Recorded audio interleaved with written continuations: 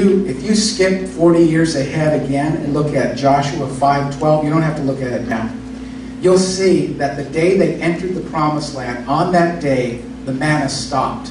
Why? Because there was other food to be eaten. It was an abundant land. They didn't need it anymore.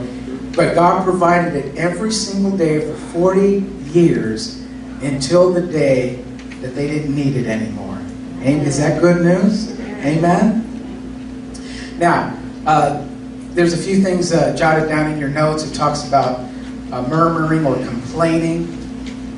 We talked about this before, but basically murmuring or complaining is an act of unbelief or ingratitude. But it's also an expression of hurt and disappointment.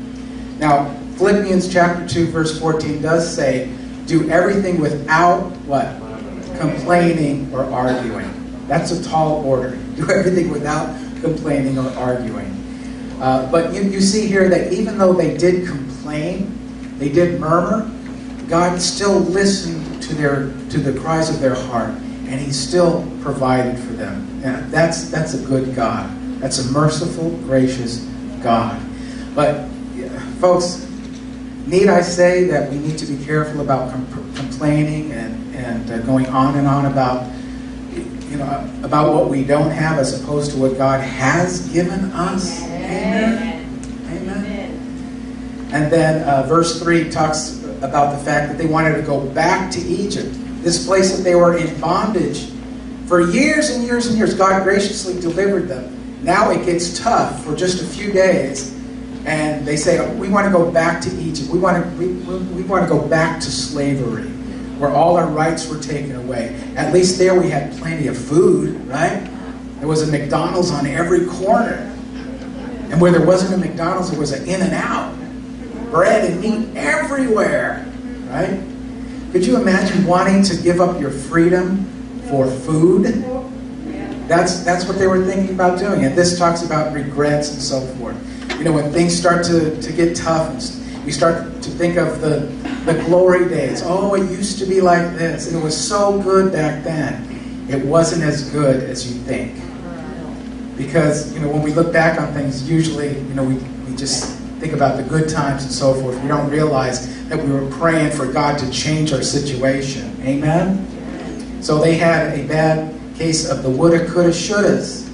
The woulda, coulda, shoulda. I would have, I could have, or I should have. The past is gone. And I asked this question before. Do you believe in your life, looking at your life, do you believe that the best is yet to come? Yes. The best? Do you really believe that the best is yet to come?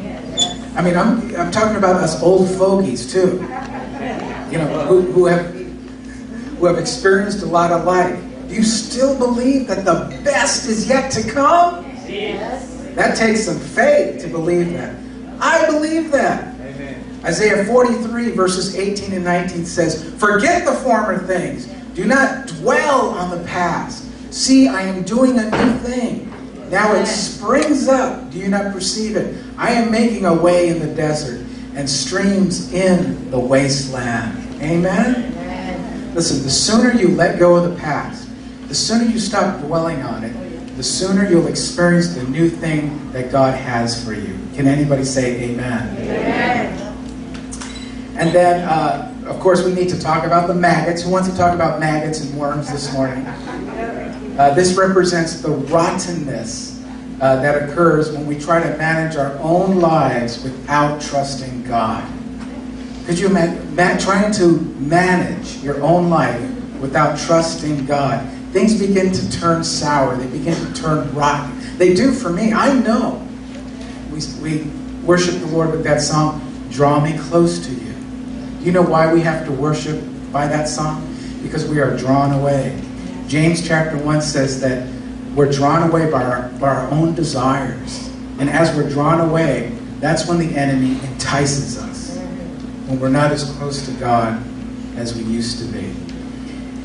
And believe me, I know when I'm close to Him, and I know when I'm far from Him. And when I'm far from Him, it's not a pretty picture.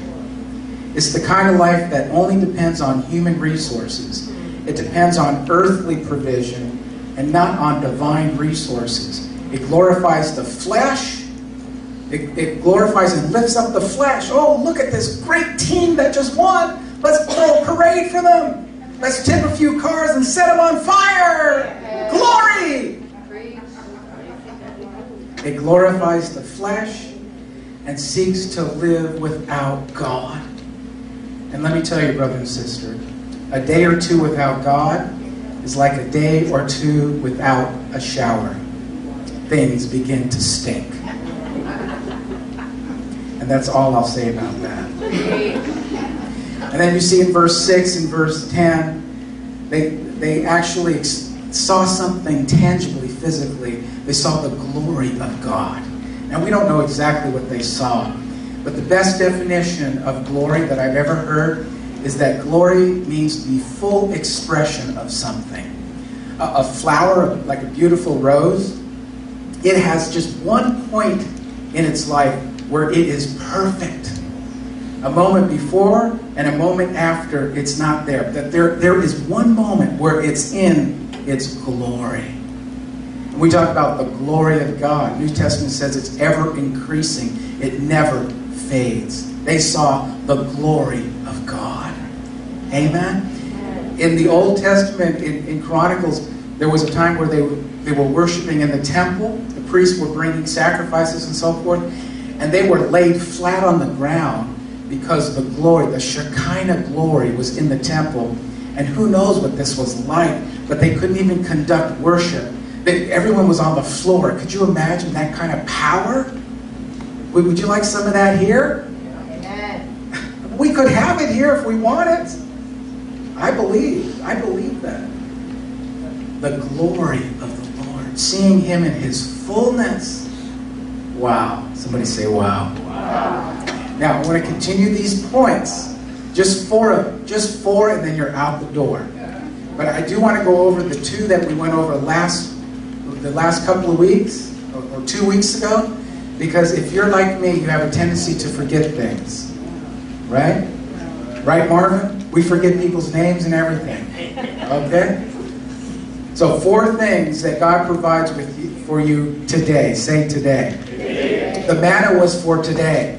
It wasn't for tomorrow. They didn't have freezers. They couldn't put it away. They couldn't freeze dry it. They couldn't do preserves and can it or jar it. It was for today, signifying the fact that God provides our needs daily. What does He provide daily? Jot these things down. Enough. Say enough. Enough. Money and or tangible things that you will need today. Enough money and or tangible things. Listen, either God will provide the money you need to purchase the things that you need, like food, shelter, clothing, right? Big screen TV, all those things that we need, right? Either He will provide you the money or He will actually give you the things that you need. I've noticed that I know Maria, my wife, is like this too. We're getting embarrassed by telling people when they ask, oh, how much did you pay for that? And us answering, oh, somebody gave it to us. I'm almost getting embarrassed, aren't you? It just happened with your family yesterday, right? Yes?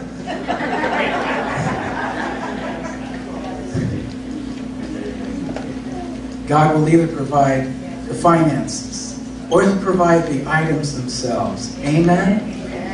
You know, it's good to live in the flow of God's provision. It's good to live in a place where you don't need to worry about money, and you don't need to worry about the things that you have need of. It's a good place to be. Would you say so? So if you need something to eat today, God will either provide a few bucks for you, right? $5, you get a sandwich at Subway, right? Or He will provide the actual thing that you need. How many times has God provided for you the literal thing that you needed over and over? You needed some bread, and there God was to provide the bread. Amen? You needed some sustenance. And God was so gracious to provide. Amen? In Matthew chapter 6, verse 11, it's traditionally called the Lord's Prayer, and in there He says, give us this day our daily bread.